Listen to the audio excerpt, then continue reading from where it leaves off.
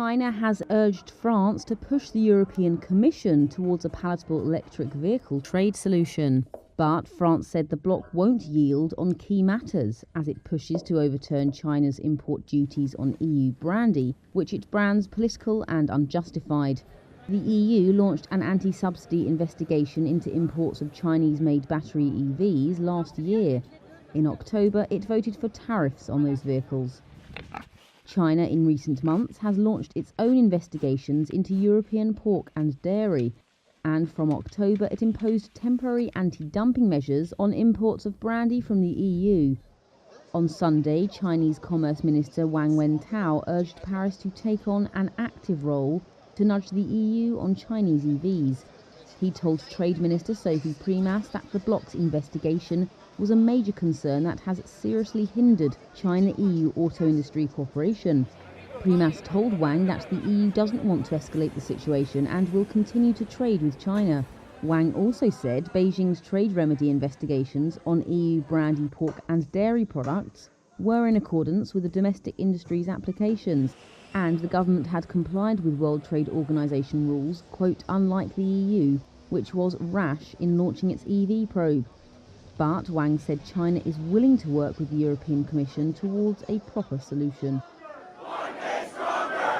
The big strike at Boeing is over. West Coast factory workers voted Monday to accept a new offer on pay. That will see them get a 38% bump over 4 years. Union negotiators had recommended that members back the new offer. The deal ends the first strike in 16 years by the company's largest union and will be a relief for Boeing. Analysts estimate the stoppage was costing it around $100 million per day. It brought to a halt output of many jets, including its best-selling 737 MAX. Now it will take time to ramp up production and get cash flowing in again. Two sources told Reuters that 737 output was expected to languish in the single digits per month for some time. That's far short of the 38 per month that Boeing had targeted before the strike. The company has lurched from crisis to crisis this year, starting with a mid-air blowout on one of its MAX planes. That put Boeing's manufacturing quality under fresh scrutiny and led to production curbs imposed by regulators. Now new Chief Executive Kelly Ortberg will hope to reset relations with workers who had been angered by years of below-inflation wage increases. Analysts estimate the new deal will add some $1.1 billion to the firm's wage bill over the next 4 years, with a one-off ratification bonus for union members to add even more. Union negotiators call it a victory for workers.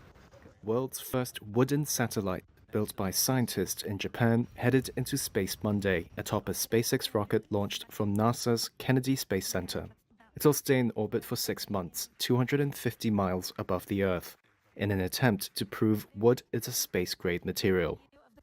Sensors on board will measure how the material puts up with extreme temperatures in space, which range from minus 148 degrees to plus 212 degrees Fahrenheit every 45 minutes, as it orbits from darkness to sunlight. The LignoSat is a palm-sized satellite developed by Kyoto University and home builder Sumitomo Forestry. Scientists say they'll test wood's ability to reduce the impact of space radiation on semiconductors, a useful test for applications such as building data centers.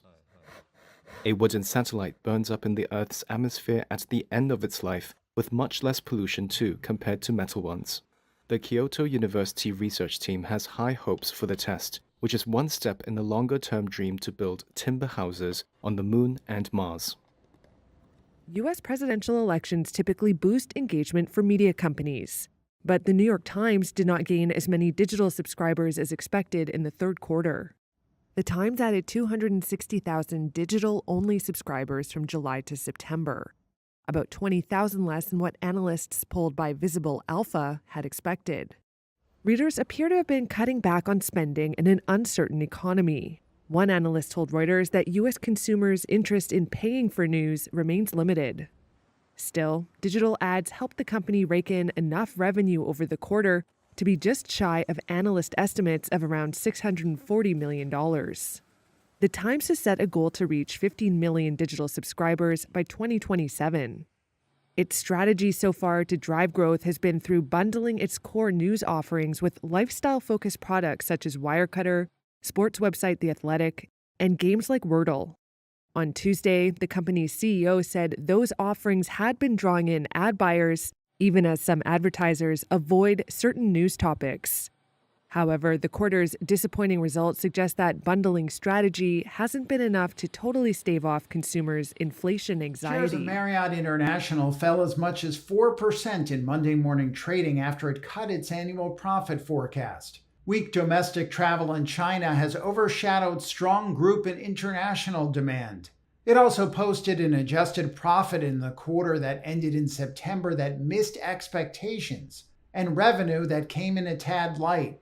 Marriott says weak demand in China was due in part to severe weather and wealthier Chinese customers traveling abroad. Hotel operators have signaled demand remained flat in the U.S., despite U.S. consumer spending increasing at its fastest pace in 1.5 years.